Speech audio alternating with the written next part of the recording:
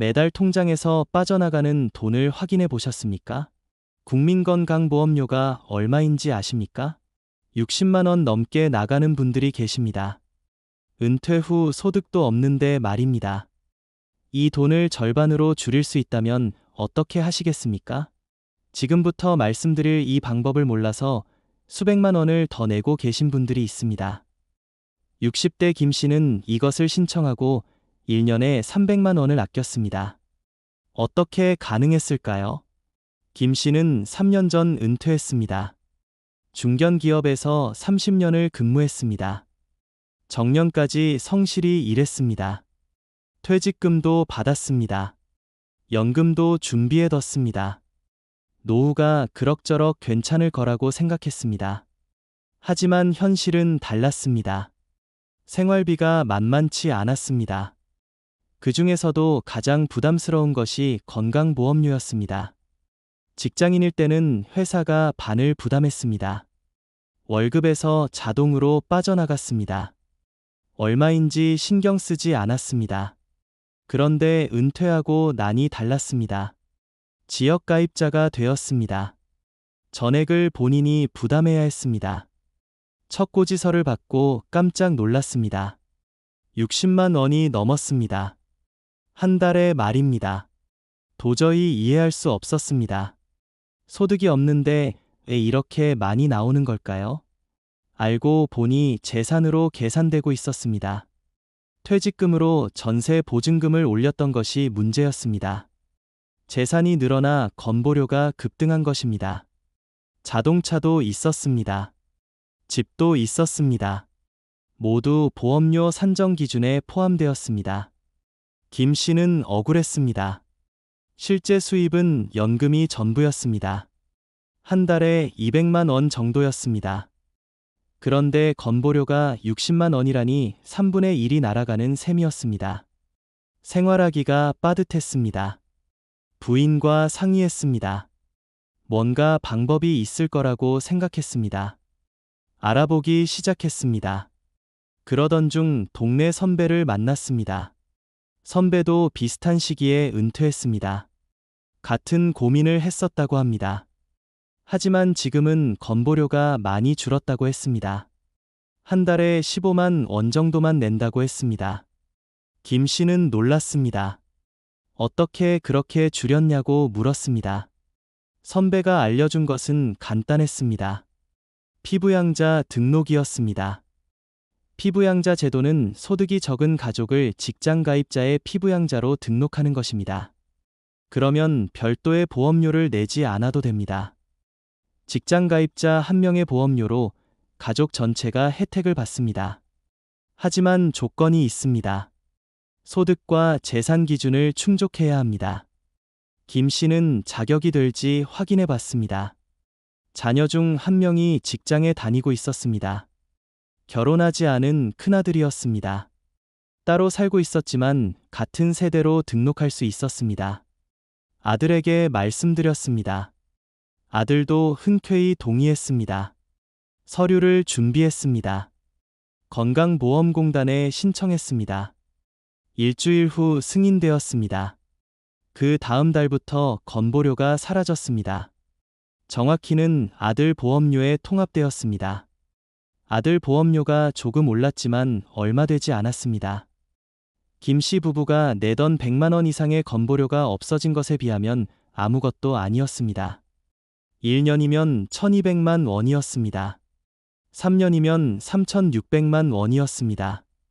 엄청난 금액이었습니다. 하지만 많은 분들이 이 제도를 모릅니다. 신청할 수 있는데도 모르고 그냥 냅니다.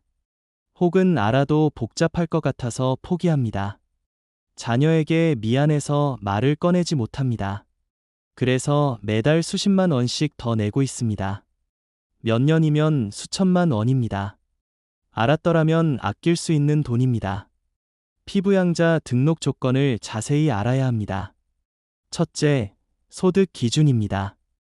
연소득이 2천만 원 이하여야 합니다.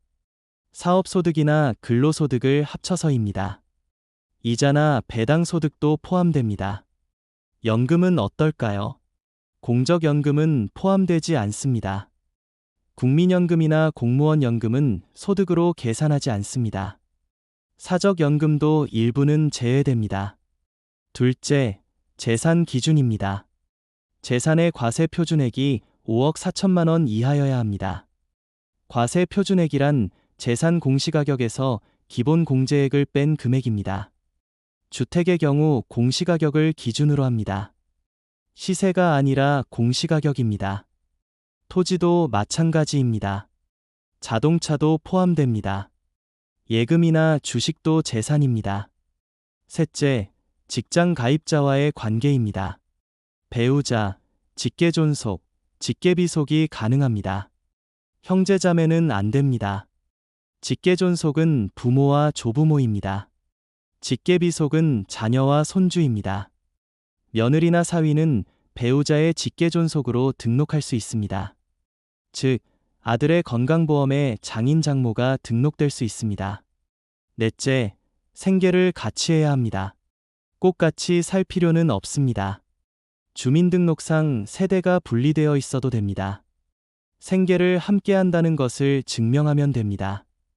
정기적으로 생활비를 보내는 것도 인정됩니다. 같은 건물에 다른 호수에 사는 것도 괜찮습니다. 기준이 생각보다 유연합니다. 60대 박 씨도 이것을 몰랐습니다. 은퇴한 지 5년이 되었습니다. 그동안 매달 50만 원씩 건보료를 냈습니다. 5년이면 3천만 원입니다. 딸이 대기업에 다니고 있었습니다. 딸에게 피부양자로 등록할 수 있다는 것을 알게 되었습니다. 하지만 미안했습니다. 딸에게 부담을 주는 것 같았습니다. 고민 끝에 딸에게 조심스럽게 말을 꺼냈습니다. 딸은 오히려 반색했습니다. 왜 진작 말씀하시지 않았냐고 했습니다. 당연히 해야 한다고 했습니다. 딸의 건보료는 조금 올랐지만 한 달에 3만 원 정도였습니다. 박 씨 부부가 내던 50만 원이 사라지고 3만 원만 추가된 것입니다. 가족 전체로 보면 엄청난 절약이었습니다. 그렇다면 신청은 어떻게 할까요? 어렵지 않습니다. 건강보험공단에 신청하면 됩니다. 가까운 지사를 방문하거나 인터넷으로 신청할 수 있습니다. 필요한 서류는 간단합니다. 피부양자 등록 신청서, 가족관계증명서, 소득 확인 서류 정도입니다. 재산이 많으면 재산 증명 서류도 필요합니다. 인터넷 신청은 더 간편합니다. 건강보험공단 홈페이지에 접속합니다. 민원 신청 메뉴를 찾습니다. 피부양자 등록을 선택합니다. 화면 안내에 따라 입력하면 됩니다. 필요한 서류는 스캔해서 첨부합니다. 제출하고 나면 일주일 정도 후 결과가 나옵니다. 승인되면 다음 달부터 적용됩니다. 거부될 수도 있습니다. 소득이나 재산이 기준을 초과하면 안 됩니다. 이럴 때는 재산을 조정할 필요가 있습니다. 예를 들어 차량을 처분하는 것입니다. 오래된 차를 타고 있다면 폐차하는 것도 방법입니다.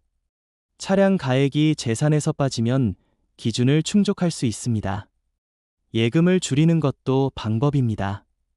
자녀에게 증여하면 됩니다. 1년에 5천만 원까지는 증여세가 없습니다. 부부 합쳐서 1억까지 가능합니다. 자녀가 여럿이면 각각 증여할 수 있습니다. 재산을 줄이면 건보료도 줄어듭니다. 일석이조입니다. 부동산을 정리하는 것도 고려할 만합니다. 여러 채를 가지고 있다면 일부를 매각합니다.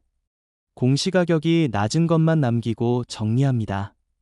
그러면 재산 기준을 맞출 수 있습니다. 물론 세금 문제를 고려해야 합니다.